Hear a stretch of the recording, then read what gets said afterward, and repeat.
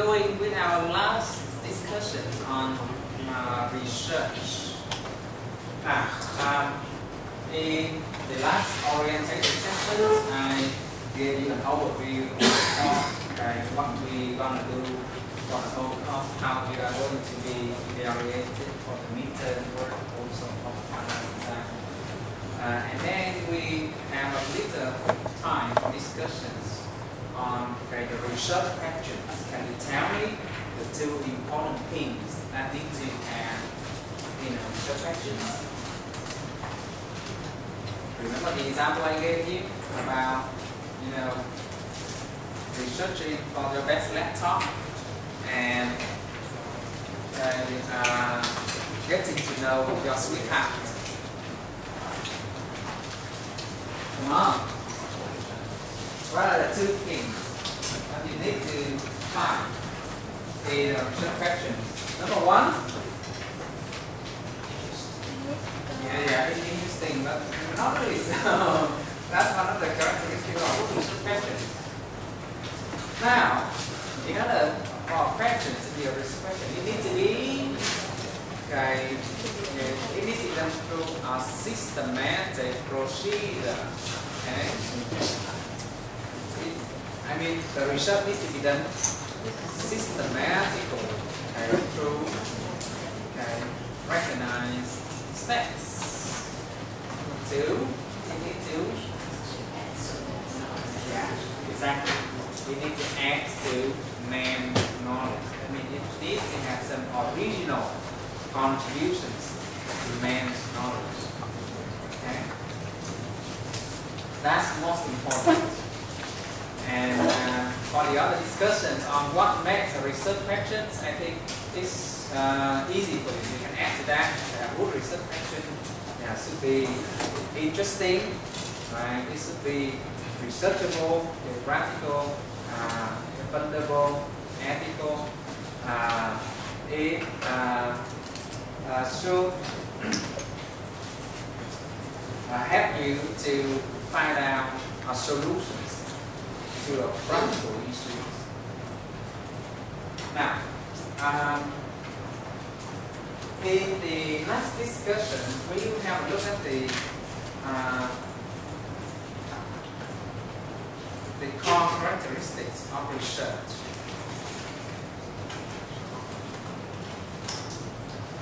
When you write a research paper or when you read a research work, these are some of the things you may look at to decide whether that is a good research work or not. The purpose of the research needs to be clearly defined.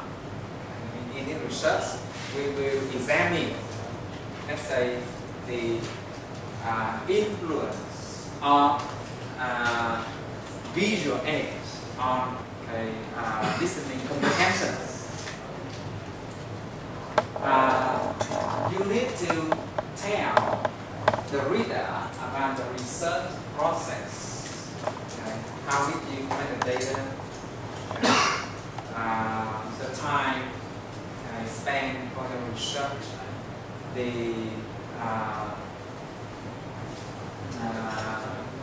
steps that you take in analyzing the results. How many stages are there? Is it the pre-stage and the post-stage? The research design should also be thoroughly planned. In later unit, we will discuss the different research design. Basically, they fall within the two categories. We say quantitative and qualitative. We say quant and qual for short. We also expect high ethical standards in group research work. By high ethical standards here, we mean trustworthy data collections, valid research procedure. You make adequate references to the other research work. that you use at the foundation for your own research. Usually at the end of the book research rules a section in which the researcher states the limitations or area for further research. We also expect to see group analysis for decision makers, and the findings are presented clearly, understandably. Also, in a research paper, there may be a short biography on the researcher, in which the reader can know more about his or her own experience.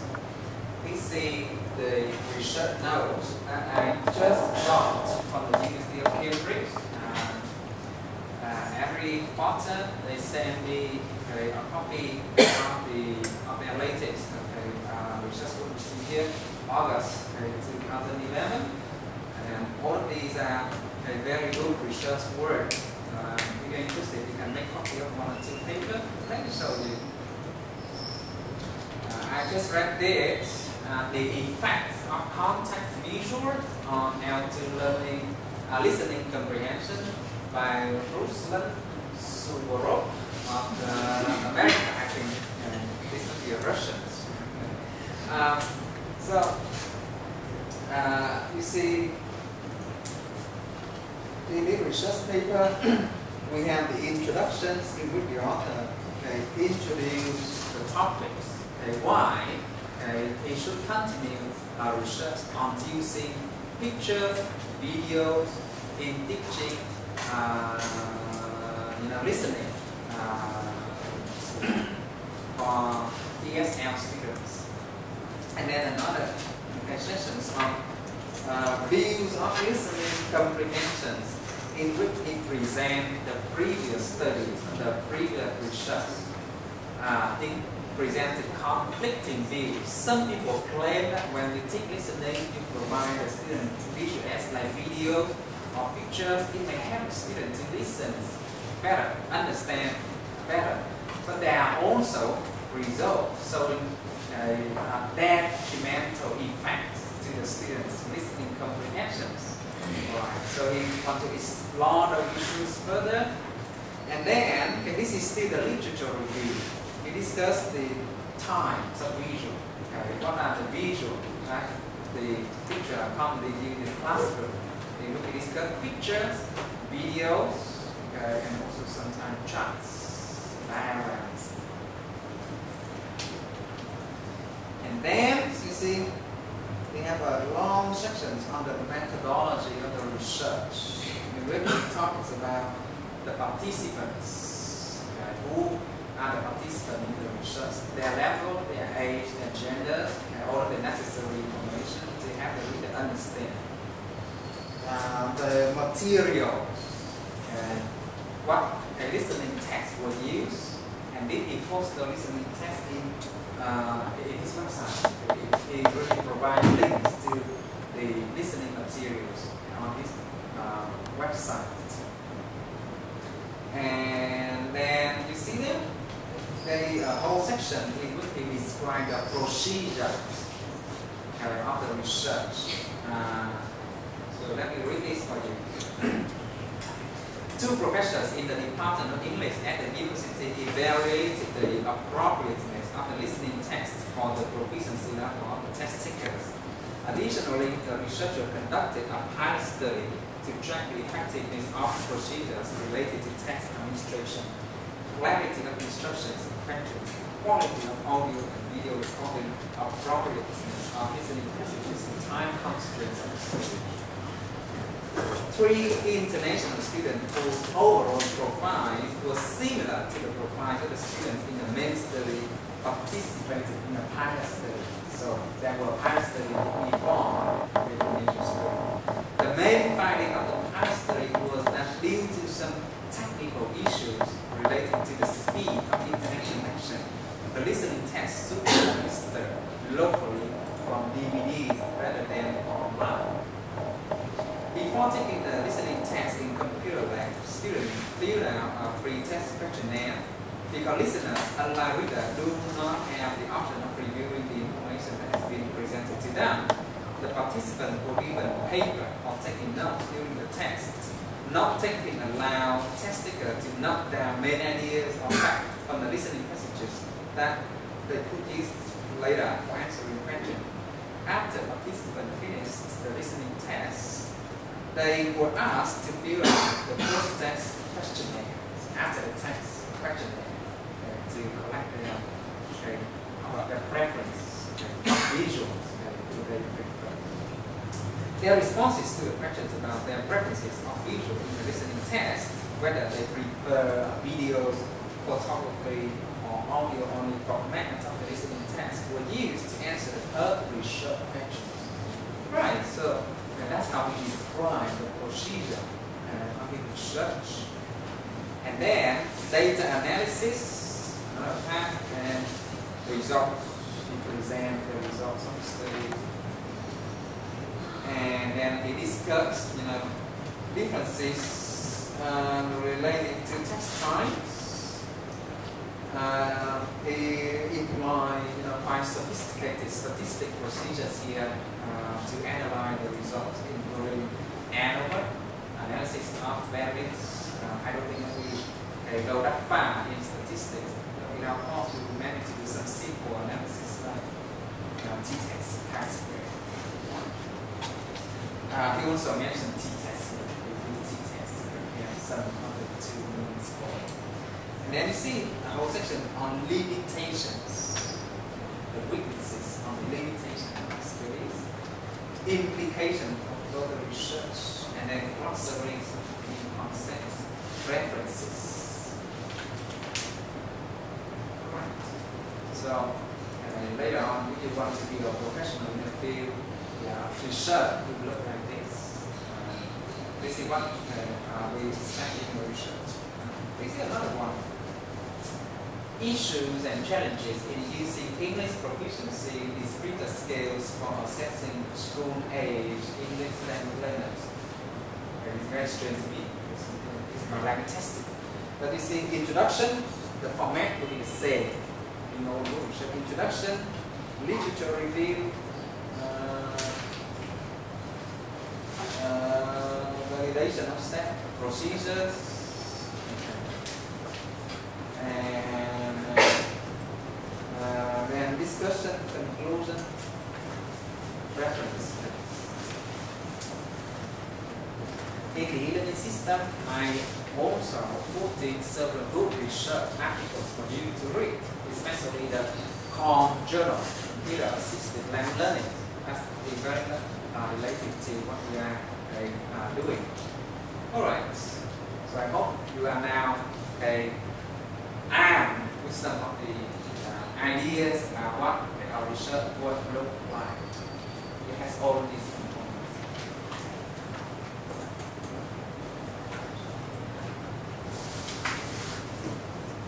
Now, when discussing research, we talk about 2 types. Primary research and secondary research. Previously, in writing file, we only require you to do secondary research. In secondary research, you read books, you search for material on the internet, and then you summarize all of the material and discuss, present your own viewpoints. For example, I may ask you to write an essay or write a secondary research paper on critical thinking.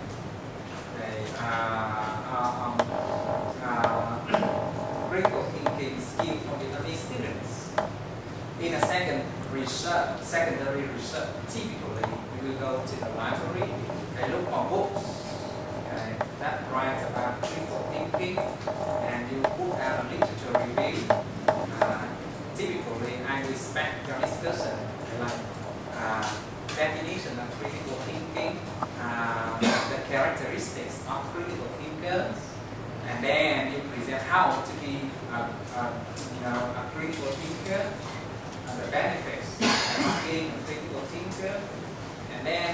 suggestions, okay, for like the teachers in order to help the students become critical.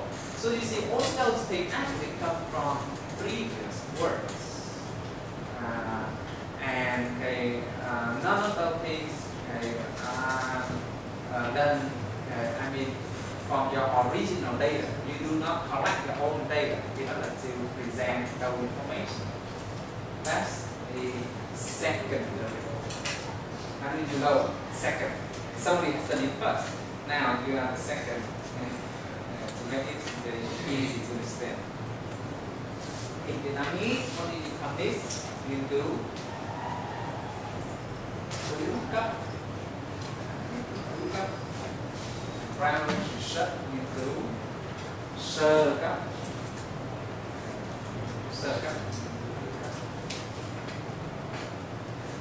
Alright, so the biggest difference in that in primary research we generate original. Original here means it has never been done by other people. Original information. How do we generate original information? We collect our own data, right? And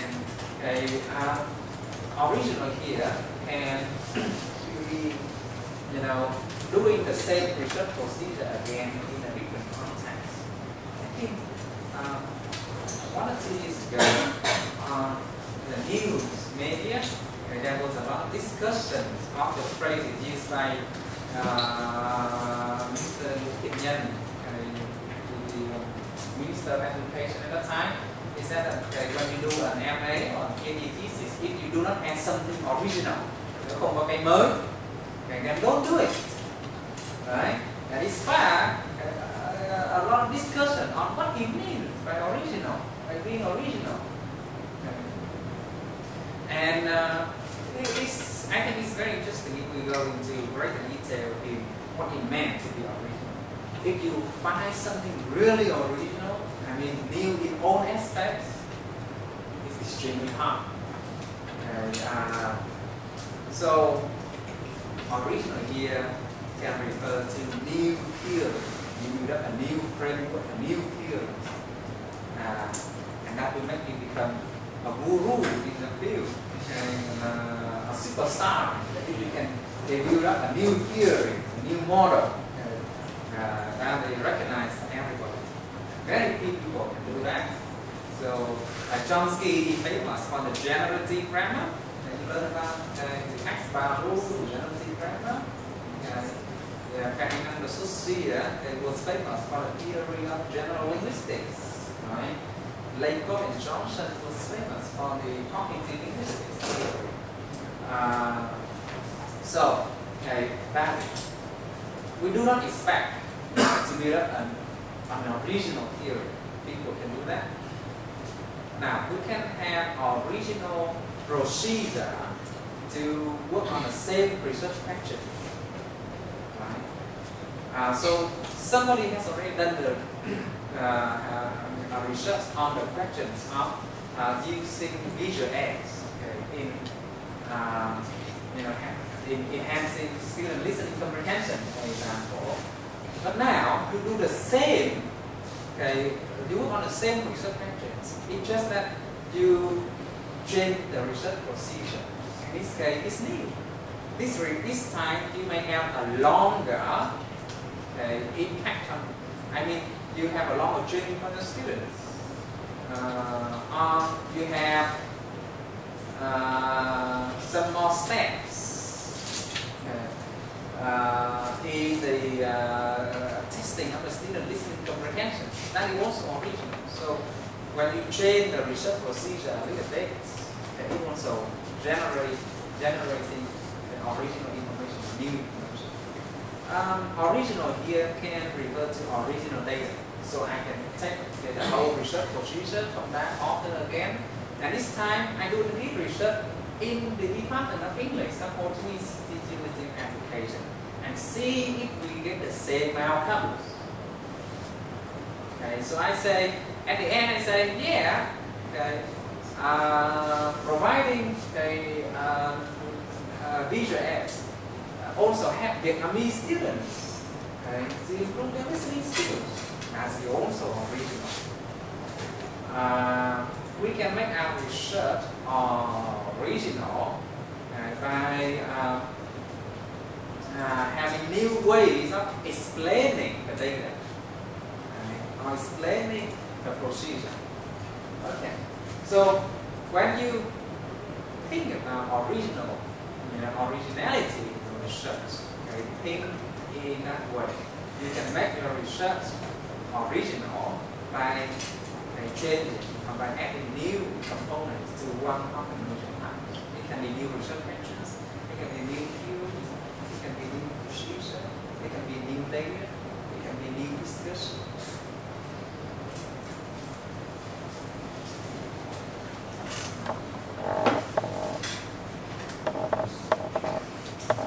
Right.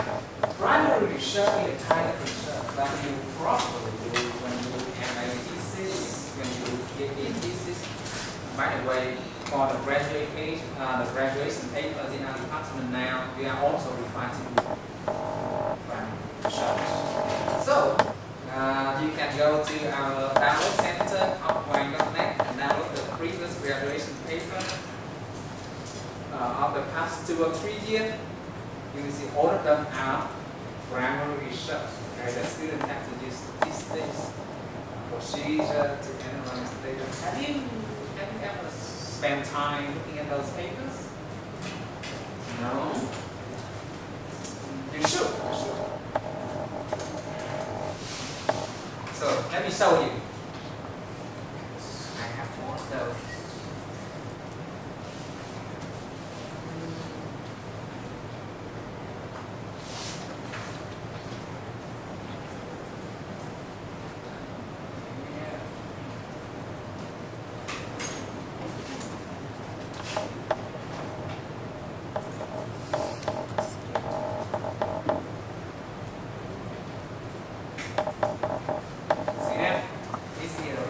Paper, and then to students just from the previous course, their research questions. How do quality strategy affect 10 graders' performance reading comprehensions? How do quality strategy affect 10 graders' attitude to reading comprehensions? And then chapter 1, they discuss the theoretical framework literature review.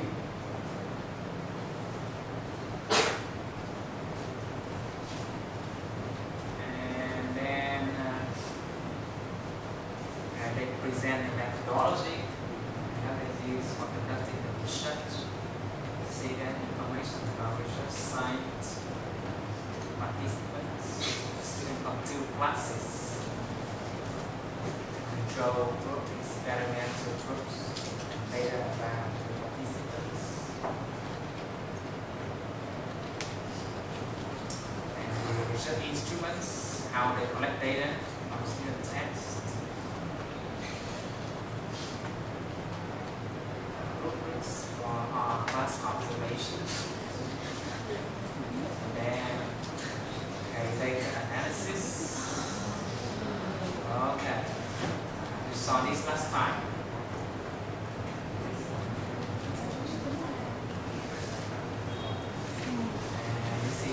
Test output people use to analyze the data, and they discuss the relationship, the data in the cost. We will have chance to go over this.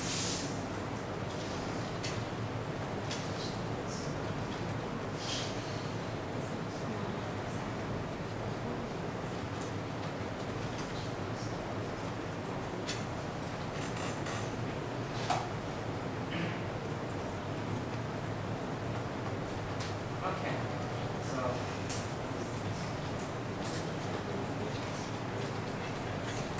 this is a typical example of a primary research. You collect your own data, you analyze your data, and then you come to your conclusions.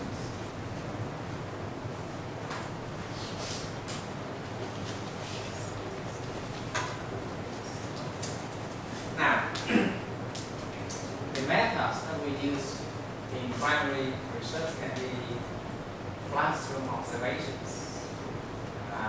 Simply observe the class and then draw your own interpretations.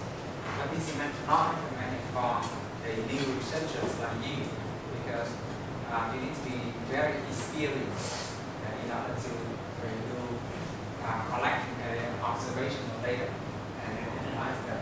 And the experiments just really recommended for people like you, because things can be controlled objective to design students into two classes: the control class and the experimental class.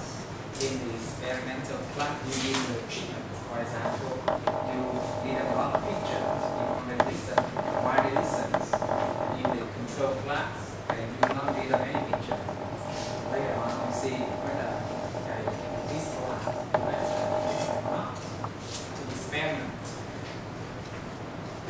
Surveys, and probably this is very popular. I can we have been here for 3 years, and sometimes there are people coming into your classroom asking you to fill out a survey and form, and later on they will collect all the papers and analyze your answers. It can be interviews. The interview is good way to do qualitative research.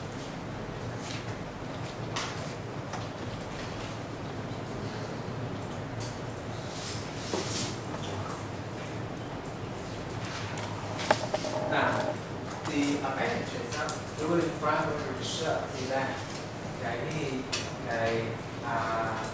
directly applicable to your needs. That means when you need to find out the answer to a certain questions and you do primary research, then it is directly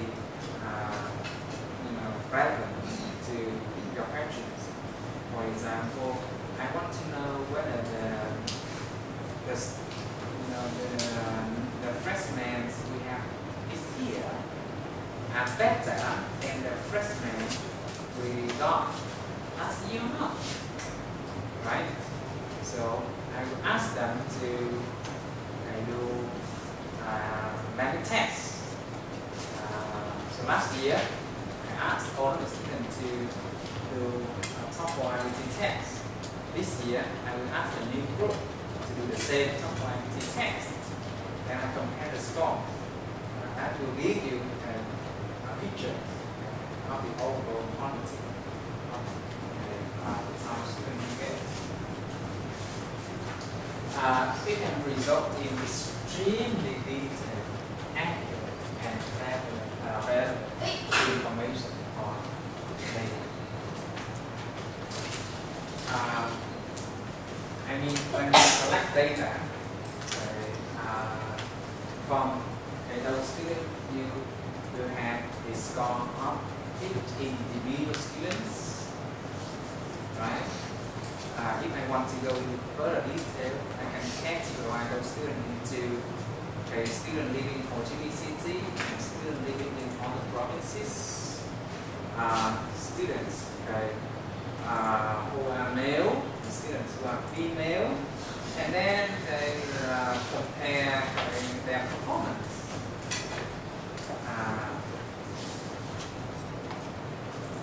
And surely, this is the most important one. It results in new information that cannot be found in separate research. If I want to know about the students in the university customers, there is no way I can find information on the internet or in the library. Is that right? Is that right? And it makes you become a professional. Results in experts' knowledge. So in the research process, you need to read previous work, you need to summarize the other people's work, and you make your own. That's make you gain knowledge and accumulate expertise.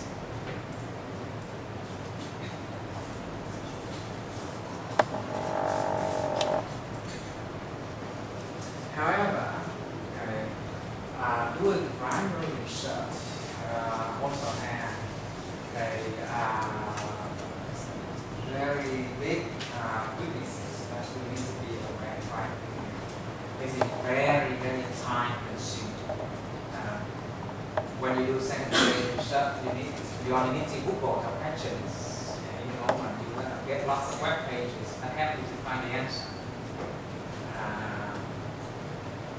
For example, when I want to know more about 21st century skills, what are 21st century skills? How do we train 21st century skills? And what are examples of training 21st century skills for students? I can Google 21st century skills, and it will bring back millions of web pages, right? So with secondary research, where I can find the answer very quickly. But if I do primary research on the 21st century skills of the student in the department, it can take several months to collect data, analyze the data, and then write all the reports. Very tough. It requires extensive planning. Usually, we need to have, financial support for big research projects, and that's why I say here it can be very sensitive.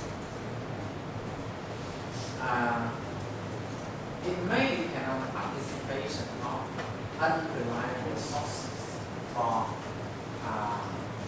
results.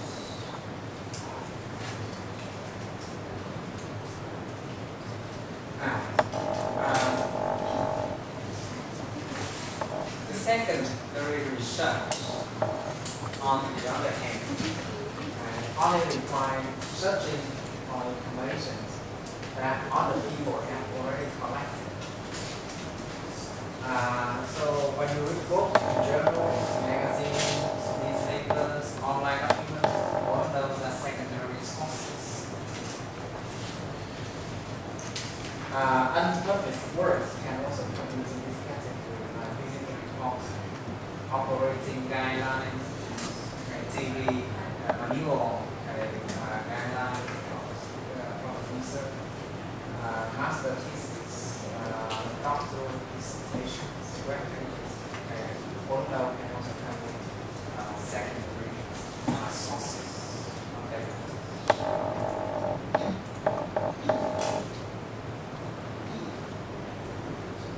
Now, I think the most important advantage of secondary research is that it requires less time, and this is not expensive. And when you compare this one with primary research, it can help a researcher to either narrow down or expand the scope.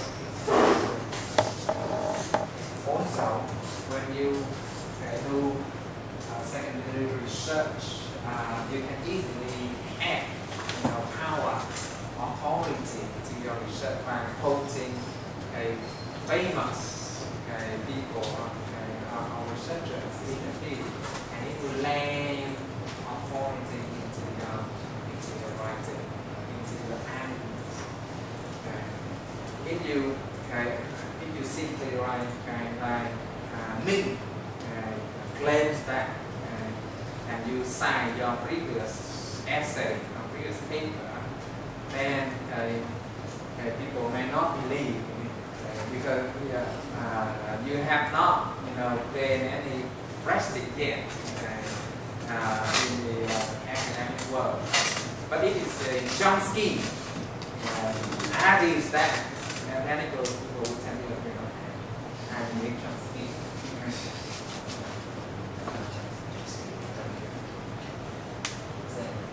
What is famous about Chomsky?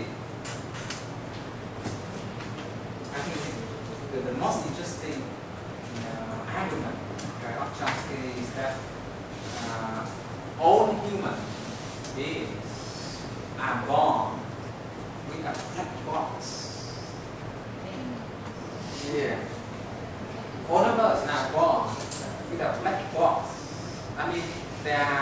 linguistic data already wired in our brain, and when we are born, we get the stimuli from the environment to activate our humans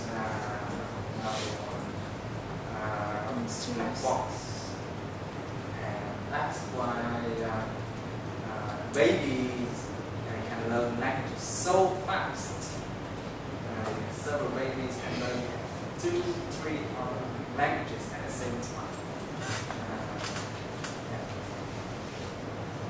That's true. That's true.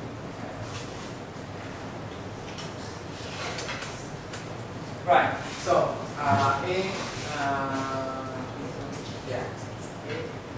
land credibility or quantity to your research report. Other researchers.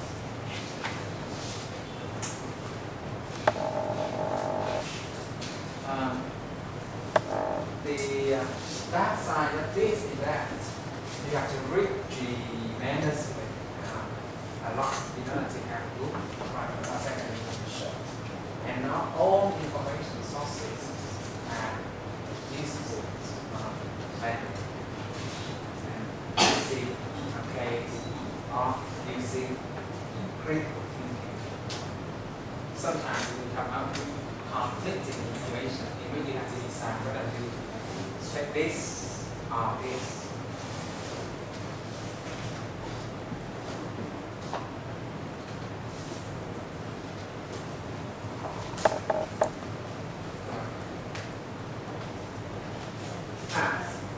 So, to sum everything up, for the whole course this term, we will examine quantitative research design and qualitative research design. Quant here refer to number, and quality here refer to something that is not countable. So it depends on the kind of research and your research questions that will decide whether you are here or here. Now, so this overview picture is very important for the entire course. In terms of topic, when you examine biophysical topics, I mean topics that you can see, you can measure physically, and you get data, then you choose this methodology. When you work with the psychology and social issue, you cannot use number, you cannot measure, then you are inside this research area. So, when I want to see whether there is a difference between freshmen or newcomers of 2010 and 2011, 2010 and 2011, I mean freshmen last year and freshmen this year, then honestly I will choose this because I can measure the level using the physical statistics, and you collect the student score. But in another research questions, I am interested in finding out about students' feelings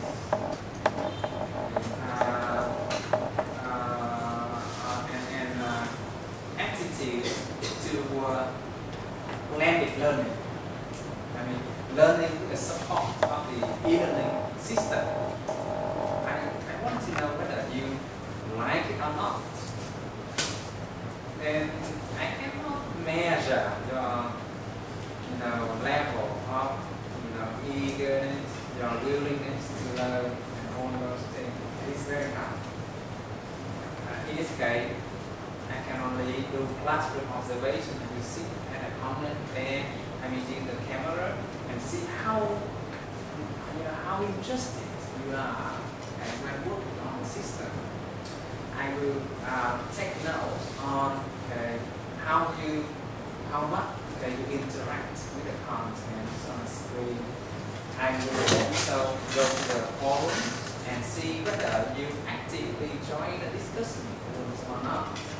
I will also interview some of you to see how you feel about this way of learning. All of those come into qualitative research.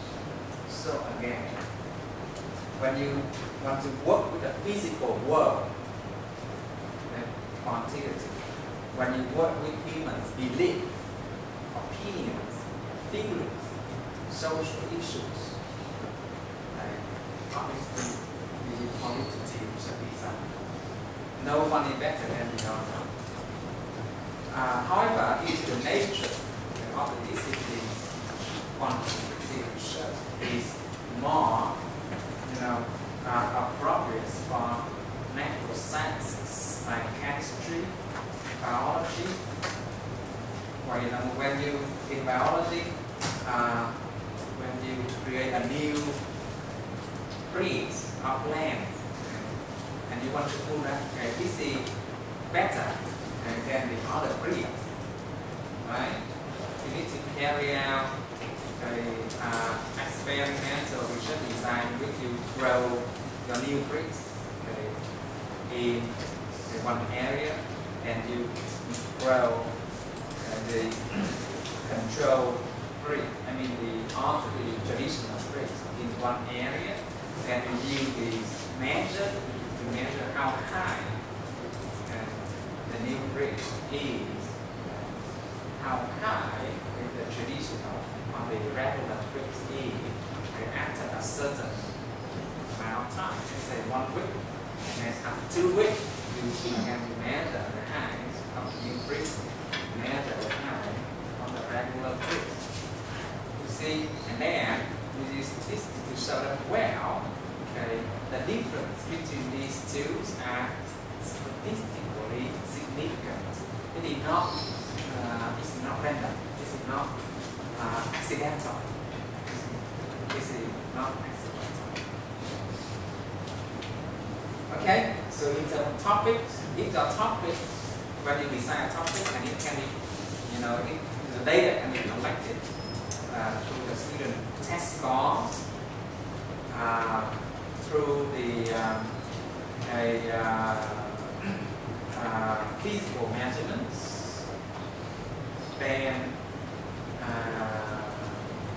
this will come in this group. For example, I am interested in this lectures. Our students in this department bigger than students of the, let's say, the departments of mathematics or not. Who work harder? Because the assumption here is that if you work very hard, then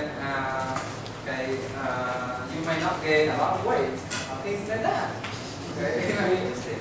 So in this, for this inspection, what do I choose? Quantitative or qualitative? Quantitative. You go and weigh all of you, and then calculate the average weight. And then I do the same for the student in the department of mathematics, and see whether you are different. Now, in terms of score, how many participants participate in your study? In the quantitative research, we have samples.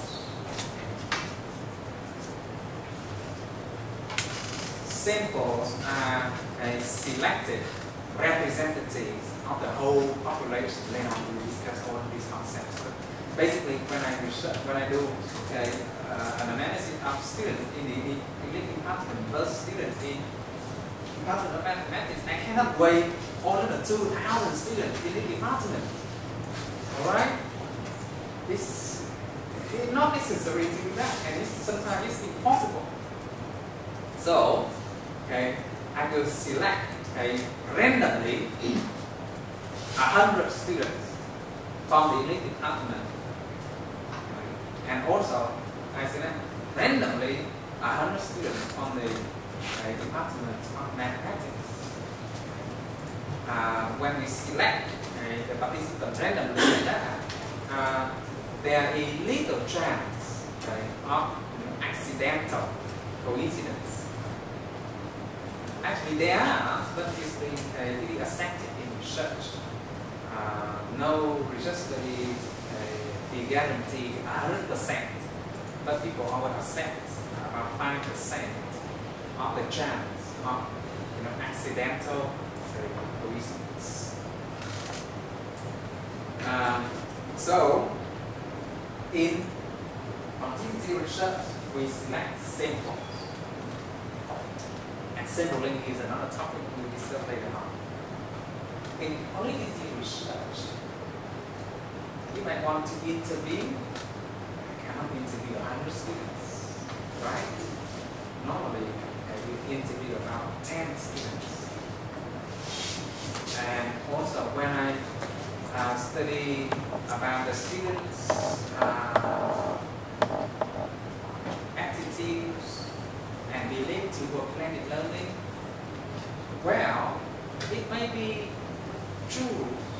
I mean, students in our class may support blended learning this way, but the students in the other classes, they may not. Or students in the other department, they may not. And that's why we say most of the qualitative research are done with the cases, particular cases. In terms of methods, we have quantitative methods and qualitative methods. A quantitative result design, qualitative design. We'll care about that now. We can later on. Okay, in the next topic, we will examine research design, in which we see quantitative design, qualitative design. In the mode of the procedure for the quantitative research, usually we give a treatment, an intervention. For example, when I compare the two new plants, and what we see how conditions like light or temperature influence the growth of the plants. So in this way, let's say I do light and a treatment. In one row of plants, I put them outdoors and get a natural light. In another another row of plants, I put them indoors and get the electric light. After 2 or 3 weeks, I start to measure the height of the plant to see how well they develop under different conditions. In this case, we see we intervene. We put in a treatment. And I mean, the treatment here, it depends on the research, but the treatment here is the light, the different lighting conditions. Different lighting conditions. Or in the research paper that I showed you last time, in the research note of Cambridge University, the effect of context visual on L2 listening comprehension. The treatment here is a visual, picture, video. One class, they get the pictures and the videos while they listen. The other class get none of these things. And then we compare the students' performance. Alright? So in this case, there is an interventions in the experimental class. And the intervention here is the visual. You got that? In qualitative research, it's usually observational. I mean, we do not change anything. We only observe the student mood, the student attitude, and we try to score, we try to evaluate them using our own evaluation tools, our measures. So the Times Up studies, we try to see many qualitative research going to show.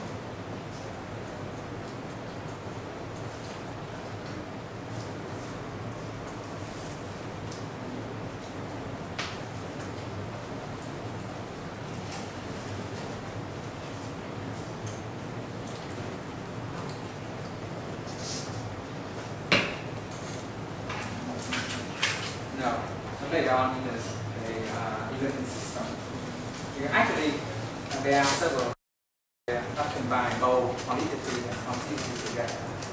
It's not purely quantitative. Now, in terms of ideology, the quantitative research is purely objective.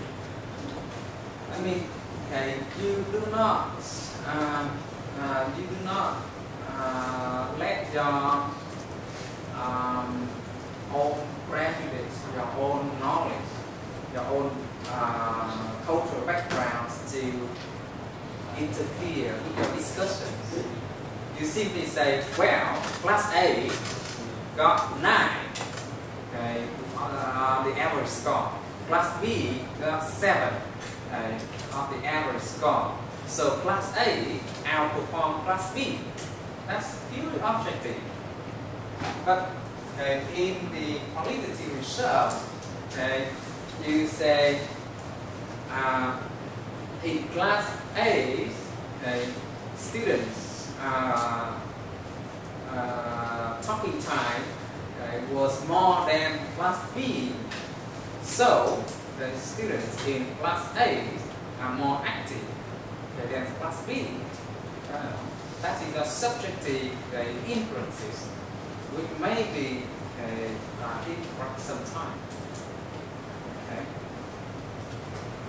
Now, lastly, in terms of politics, the quantitative research is usually neutral.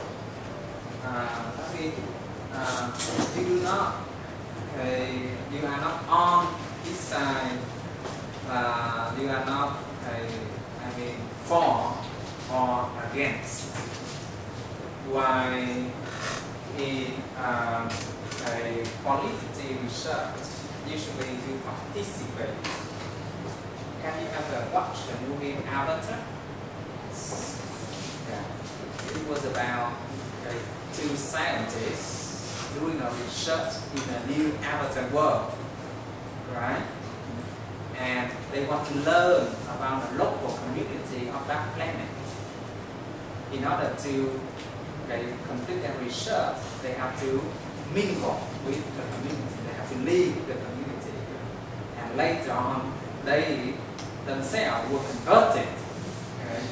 When they live the community for so long, they become part of the community. You see that? That's a qualitative research. They try to record the culture of that community. They try to record their behavior, their customs, their history, and write books about them. That's a qualitative research. And in this case, they participate in the activity in order to know more. Think about The Last Samurai. Have you watched that movie? The Last Samurai? Yeah, Tom Cruise. Simple is like that. Because it was about research too. The Japanese, general, at first he kept what is the name of the samurai, I forgot, but he kept the Western military official alive in order to know more about the enemy culture. And also, the captain, that is the American military official, at first he resisted that community, but later on, he fought. He said, I fight for what I cherish now, what I love now. He participated in the community, and later on, he became part of the community. We say that's what we call a conversion process in the research, and that's happens very often in ethnographic research.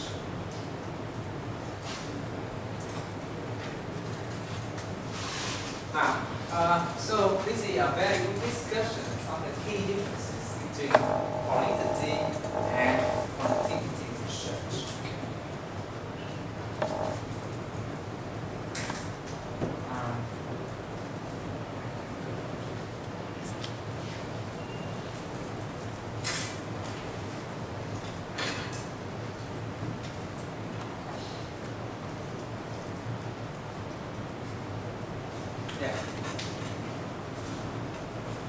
These are typical examples of quantitative research structures. Do critical thinking students perform better academically?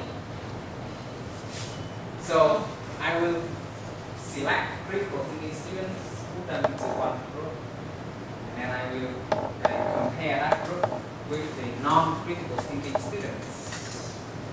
Of course, we need to decide who are critical thinkers before that. And then I give them the same test. After that, I calculate the average score for non-critical thinking students, average score for the critical thinking students. See if the average scores are different. If they are significantly different, we have to prove that statistically. Then we say, yes, critical thinking students outperform non-critical thinking students. Okay? In this case, we collect students from numbers. Or how pre-listening activity improves student listening score. So what is the treatment in this case? What is the intervention? Pre-listening activity.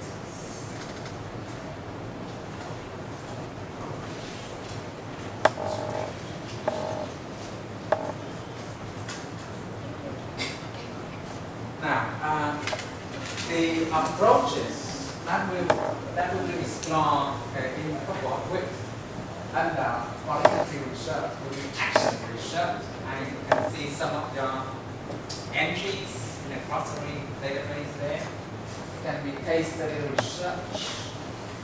It can be ethnography.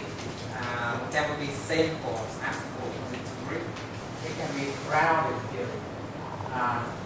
These two are easy to understand when you try to get the meaning of the word. Action research are normally done by language teachers in their own context in order to do something. Case study research is normally done to get in-depth understanding of information of a school, of a classroom. Ethnography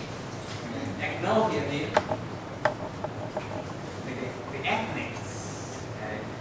When you do ethnography research, it's like Tom Cruise, it's like the Last Samurai, it's like Avatar. You join the ethnic communities and you learn about their behavior, you describe their beliefs, their attitudes, their cultures. That's the ethnography. They learn about the ethnics. And ethnography was used very, often by researchers during the 19th and 20th century when the Western colonialists started to expand to other parts of the world, and they want to explore the culture, the language, the traditions, customs of the new lands. They have to use the ethnographic research. As Alexander Ross, that is a very famous ethnographic research.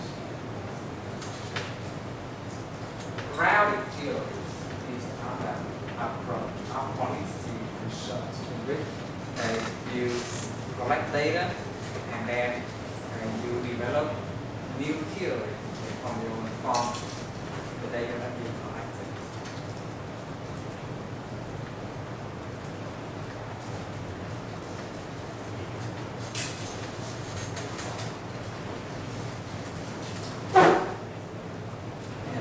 For the quantitative research, we can use a survey method. So if people come to you and ask you to fill out a questionnaire like how much do you agree or to what extent do you agree with the following statement?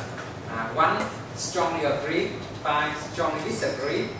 That's very much quantitative research because you give them the data in form of numbers. And later on, they will calculate all of that, generate data and reports. So, this is a little bit of the research that I'm doing on blended learning. I also collect data.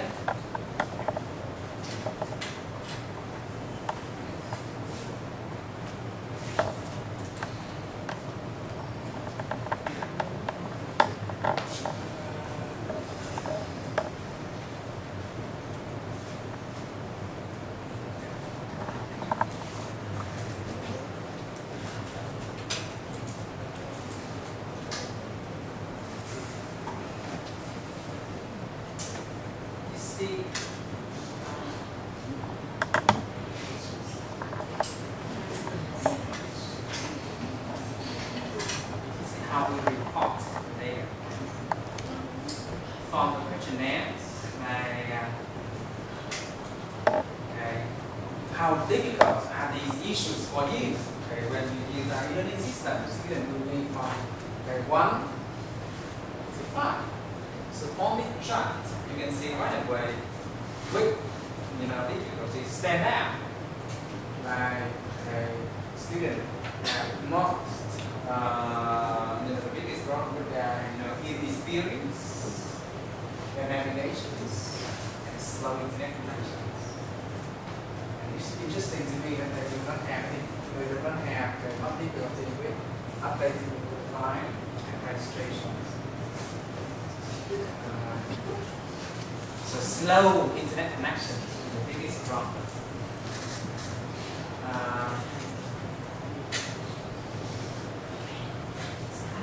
And this is a survey research,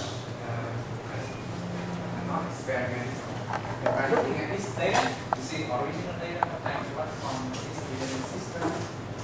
We can see what activities within this system that the student enjoy doing most. So what do you enjoy doing most? Download material 4.3. And what do you what do they like? Send text messages in chat. Actually, they do not use the activity method because they have Java messengers using much more powerful. So, when you simply collect student data, by asking them to be scored from 1 to 5, you can generate survey reports. That is survey research. Laboratory experiments, like the previous grad graduation paper I showed you, they divide students into experimental class and control class. That is very much laboratory experiments. There are also other methods, like formal methods, numerical methods employed in other disciplines. but okay, at our level, it's enough, you know, to go into detail into experimental research and survey research.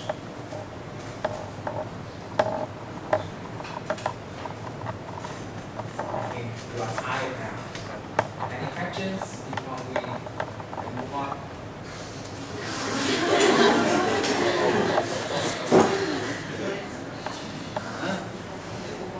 You want to play a little bit?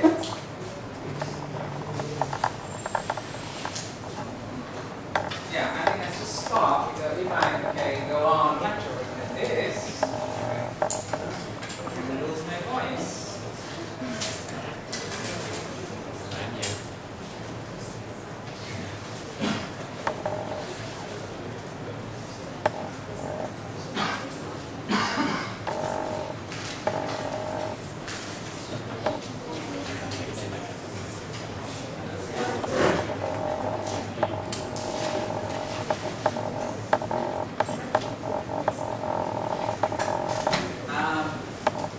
Do you know this man?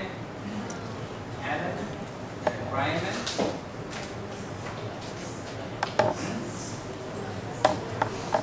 He is a very famous researcher. Thanks to the advent of internet, YouTube, all those stuff, now we have access to famous people all around the world lecturing and teaching. Is it beautiful? So accidentally they found a click in which Alan Bryan talks about the different research methods. Very interesting. Even just for the practicing listening to be British.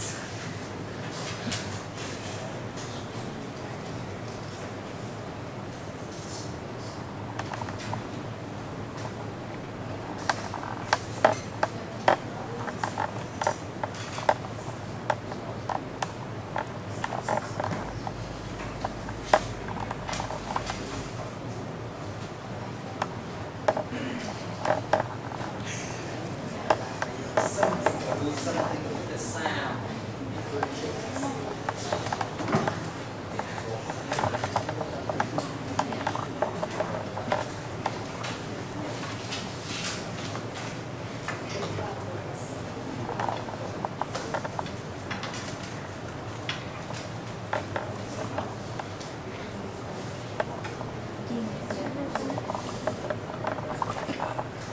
Alright, I will fix that later. Now, before I move on,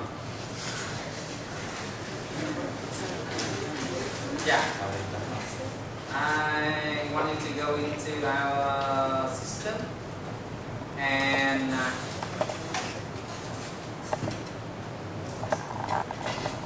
can either do the readings, if you enjoy readings, you have gotten lots of listening, or you can play around with the multiple choice quiz on research spectrum. I give you 15 minutes to do this.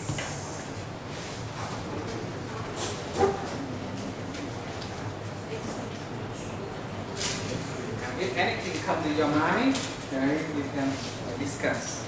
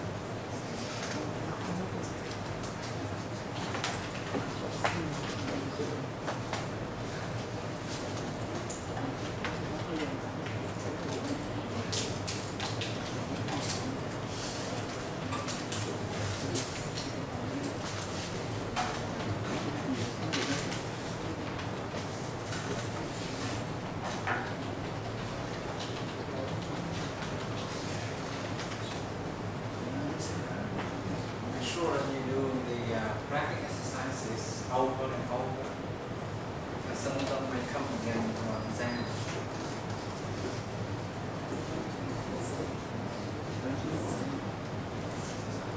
See, the network connection is too bad. So we're trying to check it again.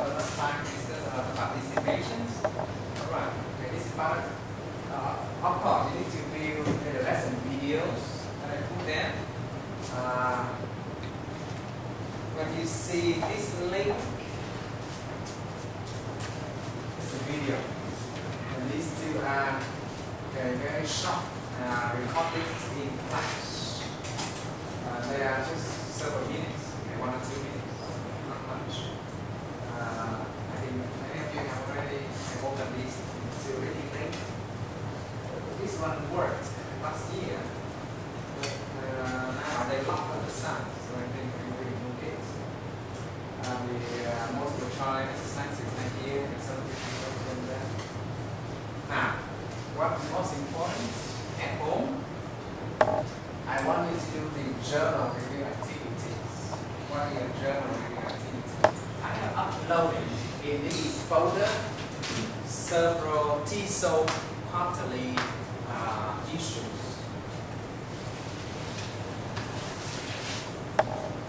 So, you see that? Volume 29, 22, 23, 25, 26.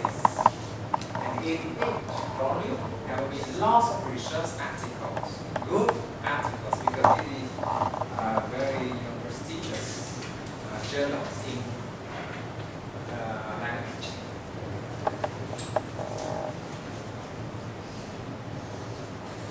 Here's an example. See, lots of samples article here. Right? Cell and other initial modified output task-based learning. So you can download any articles, any volume that you want, and then read a sample article. By reading these articles, you have already learned a lot about the layout of a research article. For example, this one is written by these key researchers from foreign universities. So I want you to just read quickly the different parts, right? Yeah.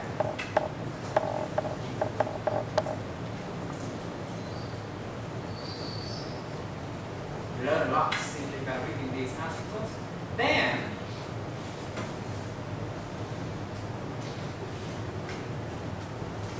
put an entry into your journal. Start your journal entry and summarize the article. What is the author trying to do in the abstract, introduction, rationale, literature review, research sections on hypothesis, data collection instruments, or research method for teacher, subject, data analysis, result. Now, some of these parts may be missing in several articles, or they are on the parts. But basically, these are the components of a research paper. And I want you to identify those components in a research paper and write a short summary, just very brief summary. It doesn't need to be perfect, okay? And put in your journal. I will see your journal in a single click. So that's exercise 1. So it's a reading. Exercise 2. You need to block your research question. So think of a research question.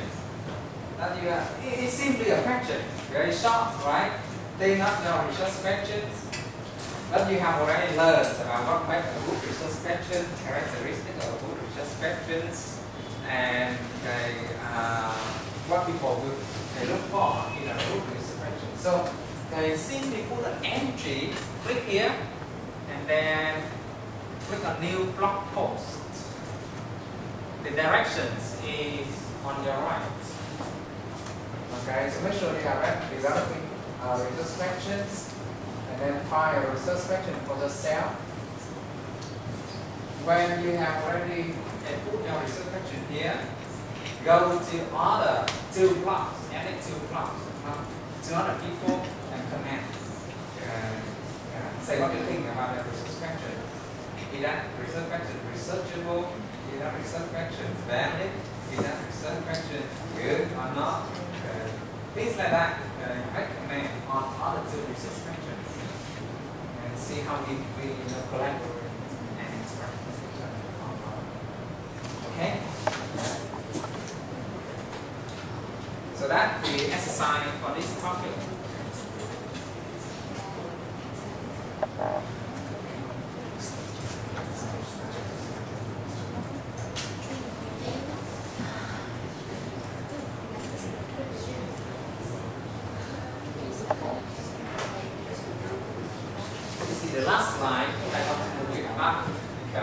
have just mentioned it.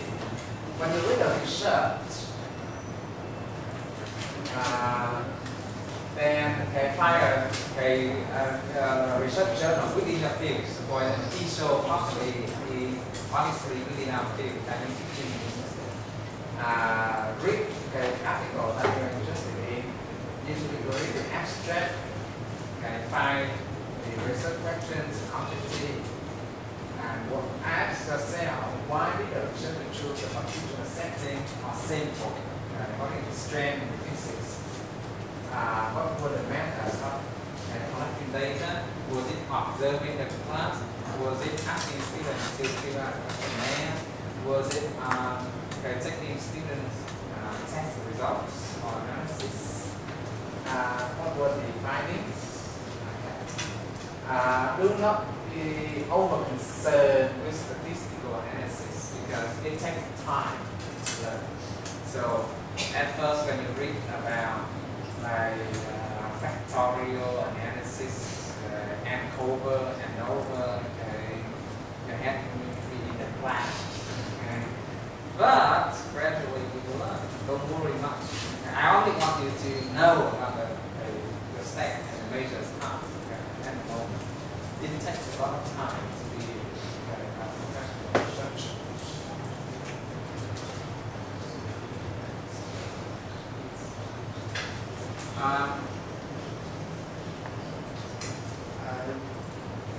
Just to let you know that this PowerPoint file is available in your learning system.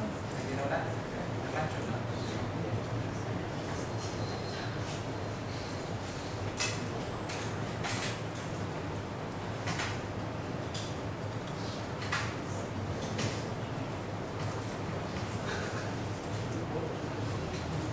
Okay. When we start, I think we start here.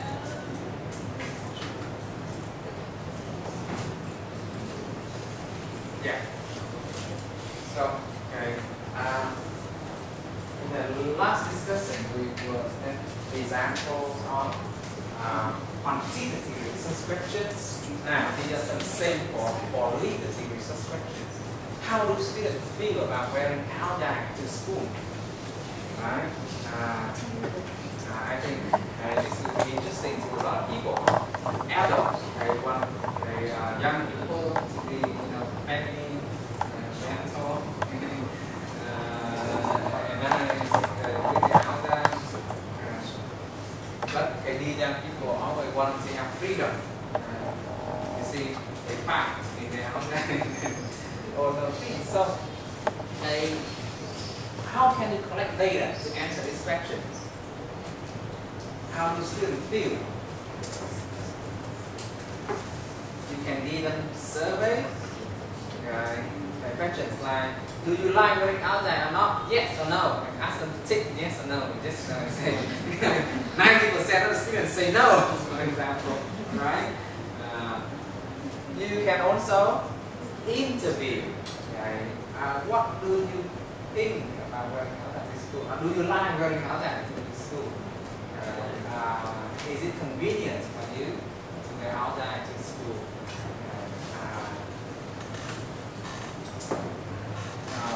What do you like about outside? One of the answers that I find most interesting that I get from the students from the previous course. I ask this question: what do you like about outside? People may say different things, but this is most interesting. Outside is very sexy. It covers everything, but it also sells everything. All right. Is it true? All right. How do Vietnamese women view domestic violence? How do they feel? Obviously, you cannot measure people's feelings in numbers. You have to ask them to tell stories, get their accounts, transcribe their accounts into quotations. Hope this person describe their situations. You can also by asking these people to write journals. How often do they have troubles with domestic violence? And you can also interview men who are abused by their spouses. Another question is this: why do teenagers join street gangs?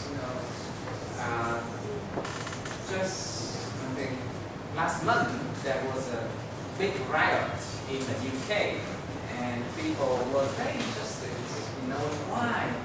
They are rich and they have been known all over the world to be civilized people. And why do they rob? And why do they,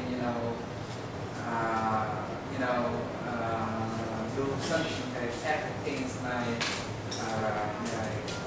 robbing shops, attacking other people, burning houses?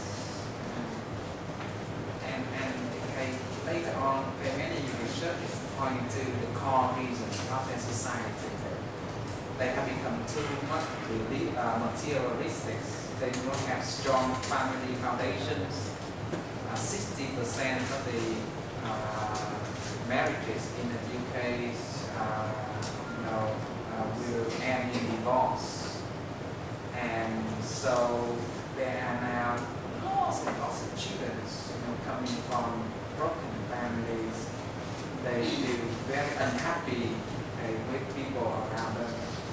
They are angry with themselves, and they take riots, street gangs, all those things as a kind of protest.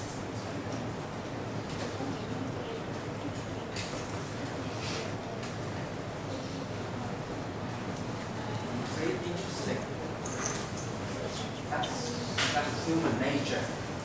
We always love, we always enjoy, we always like what we don't have. Vietnamese appreciate the freedoms people in the West have, appreciate the independence that family members in the Western homes. Why Western people really, look up to our family relationship. They really love the way our family live together, stay together. But they say, we can't do that. But we know that it's good. Somehow we cannot do that.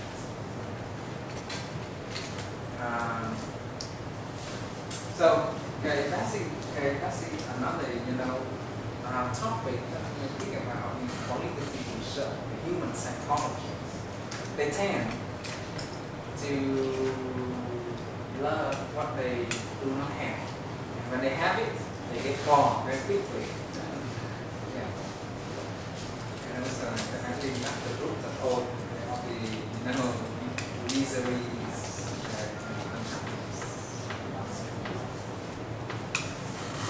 So, know how to be content with what we are having now. It's very important to have in life.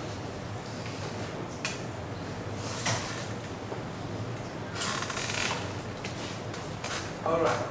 When you put research questions in the answer, it's very common to see all the sub-research questions. We have big research questions, then you have all these, what we call sub-questions. Like how participants, teachers, and parents perceive all school relationships in a research. See how the teachers and the parents see the whole school relationship. And within this big question, the researcher expand to the 5 sub-research questions. What are the available means of communication? Is it telephone, internet, email, direct contact, talk? Our parents can certify with the following level of communication. Sound exchange. What kinds of difficulty might influence homeschool communication process? What efforts were made to overcome these difficulties to support homeschool? center around the major suspension.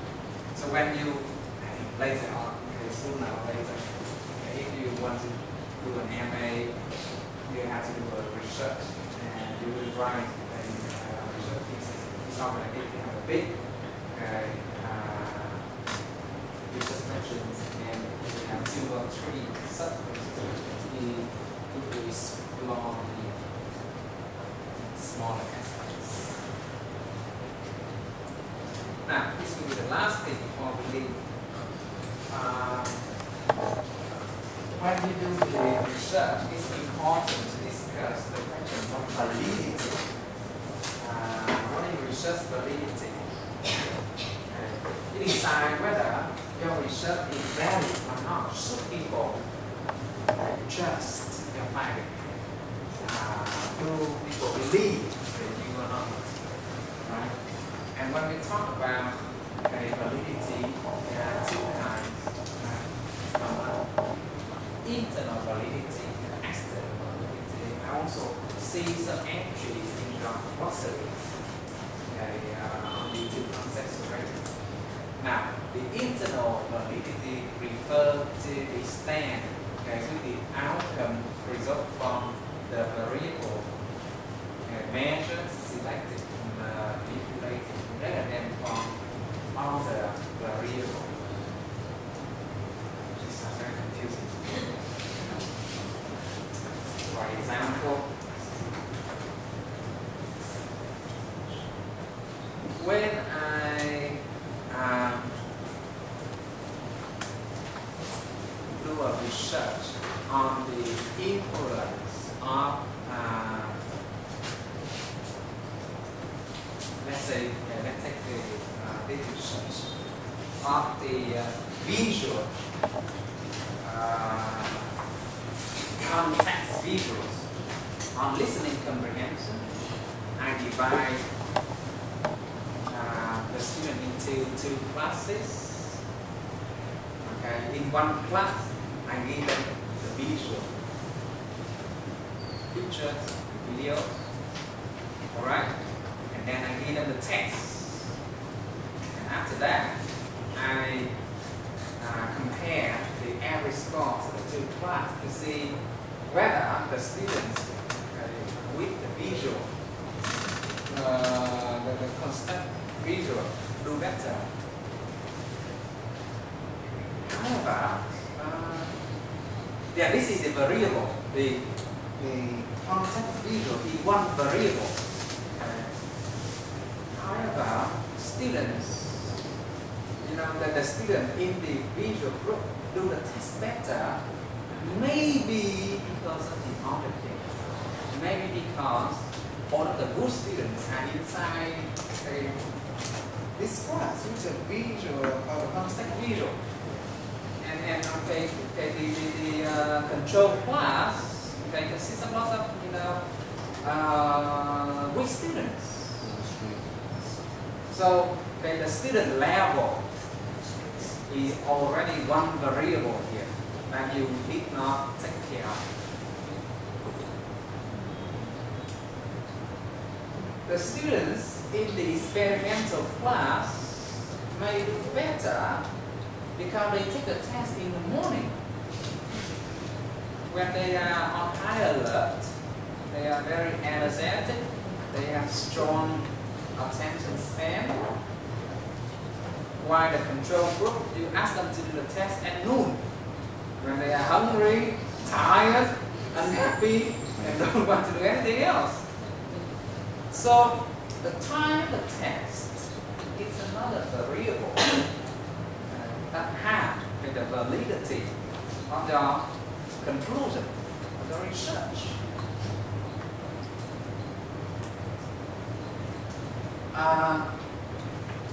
The students with the visual may do better because they are in a better room in which they have better sound quality. You see the point? So all of those things also need to be discussed okay, before you make the conclusion that, well, students with the concept visual perform better than students without the visual. You see, all those relate to internal validity. Right? How much your outcome comes from the visual, not from the testing time, not from the students' previous level, not from the quality of the facilities. Okay, those are the variable that are not systematically managed. So before you make the conclusion, you need to answer all of those things, all of those questions in the procedure, in the explanation of the research design. Okay? So that's the issue of the internal validity. External validity is the extent to which the finding of a particular study can be generalized to people or situations other than those observed in the study. Well, to make this simple, when I do research in the Department of English, I also divide student samples into control and experimental group. In the experimental group, I gave them the visual cues in the listening text. And then I write a research report in which I conclude that when you give a student the picture or the videos while they do the listening test, their score will be better. Okay, so that's my conclusion. Alright. Now, 1 month later, another group of researchers in Hanoi University of Foreign Languages, they are interested. They do everything. Again, they use my research design, they use my procedure, but then they find out that there is no difference between the experimental and the control group. Okay, so a month later, another group of researchers in May, they do the same procedure again this time. Okay, the people or the student with down the videos and the picture do better. So my research has a big problem with the external validity. It cannot be generalized to a larger population. It's only true in this context, within this. So I need to come back to that and discuss why it's only true. You see, one of the key characteristics of good research is that it adds to man's knowledge, man's understanding. You need to find something that is universally true. Or at least true for any situation in order to make your research useful. Because what is useful about it? It does not generate the same outcome in other places. Okay? So, when I say a research work is externally valid, I mean that it generates the same conclusion, the same outcome in other places when it is done. Is it clear? Internal and external validity.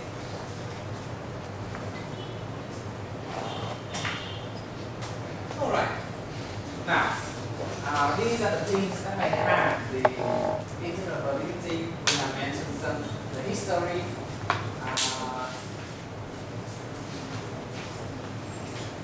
You ask, let's say,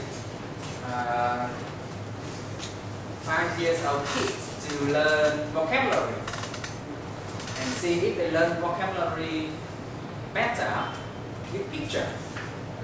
And then 6 months or 1 year later, so at the beginning of the research, you give them a text. You give them a list of words and ask them to learn to memorize. 1 year later, you repeat the same thing on the same group. And you conclude, well, when we give them the picture, they learn vocabulary better. They memorize more words. But you know, that enhanced ability to remember words may be simply because of maturations. I mean, after 1 year, their brains are more developed. They are better at thinking, memorizing. It is simply so. It can be tested. You give the student a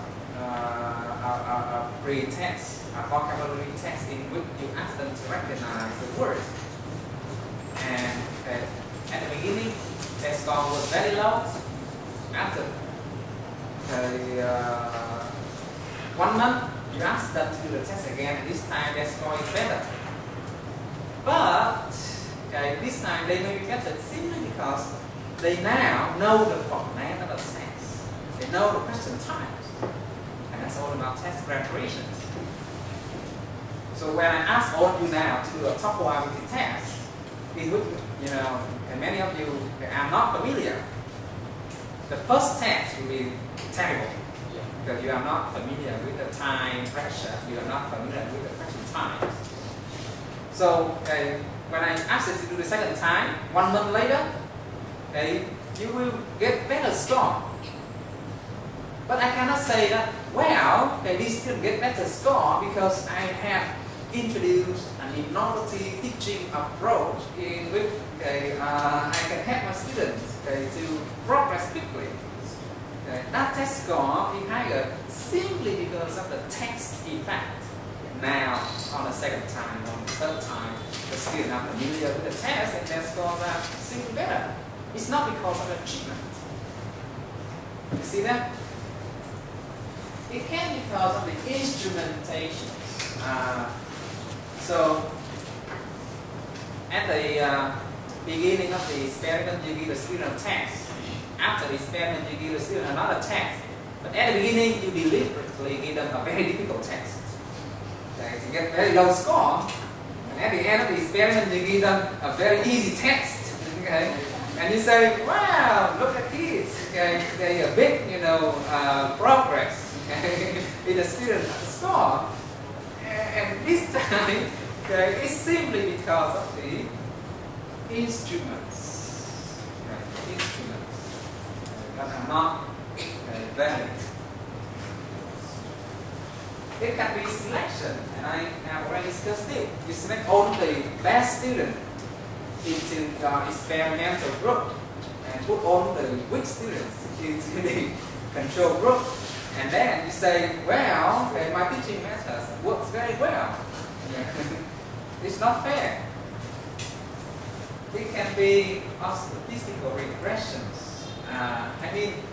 When we do statistics, sometimes the difference may be because of the small, very small sample size.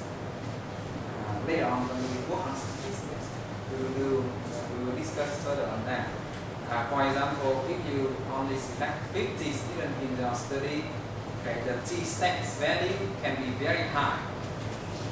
But you cannot make a good conclusion on that.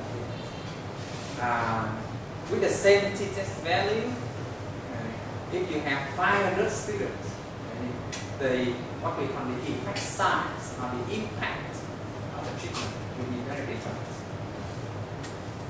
Lastly, it can be the mortality, if that is a long-term research. When you have, the 2 rows of plants, detect the lighting of the temperature conditions. Some of the plants may die. In the outdoor group, only the weak plant die, only the strong plant grows. And then you measure only the strong plant, and you say, well, the tree grow better under the natural line. It's not fair, because all of the weak trees died or were lost. You see that? That's also and trans findings that are replicable.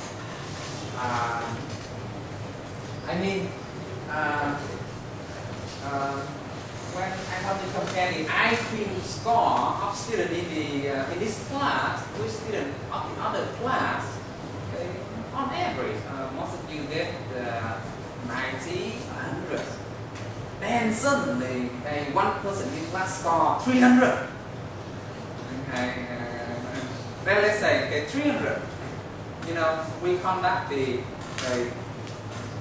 marginal value, which is outstanding. So when you analyze and you put that value in, it will not generate good pictures of the whole sample, of the whole group. You see, usually when we do research, we have to remove the outliner or the extreme value, the outline or the marginal elements. Or when you want to compare the students' habits, the people, the average habit, this group, normally all of the kids are 1 meter 20, and suddenly you find one kid with 2 meters. Yeah. And we will, very much change the average value. So that's the validity of the data system.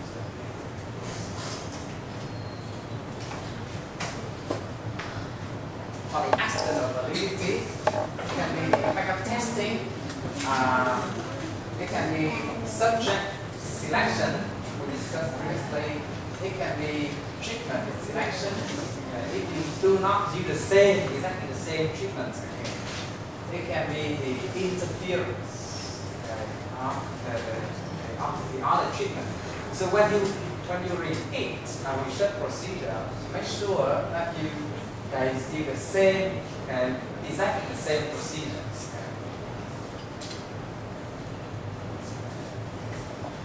Now, when we do a research, this is the traditional process. First, you think of a research question, you think about your problem, then you read the literature in order to find out whether anybody has already done the research on that topic yet. It does not make sense to invest money, time, effort to reinvent the wheel, to do something that other people have already done. Okay. And then, if you think that your research is worthwhile, you start to formulate hypotheses. I put the hypothesis, I guess that my student will do better if I try to support them with an online system. They will not mind working a little bit harder. Then, I design my research. How do I collect my data? Do I use single shot design? Do I use pre-test, post-test design? Do I use action research design? Do I use ethnographic research design? Then I start collecting data, interviewing people, asking students to do tests, observe people on videos, classroom. Then I analyze the data. Lastly, I write a report. When I do all of this and I find something wrong or something not as I expect, and I need to go back to the process of review. So it's like a cycle in which these steps are connected. Right, I think it's time to stop, and I have a time talking today. Now, do you have any questions? Good. At home, what do you do? Journal? Yeah, try it. It's interesting, I think. Later I will show you how I store the journal. And also, blog your research questions, do the reading, watch the movie, don't miss the chance to listen to Adam Freeman talking about Alright, we stop it today.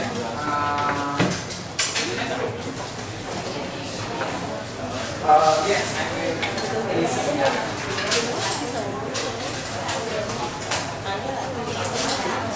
will.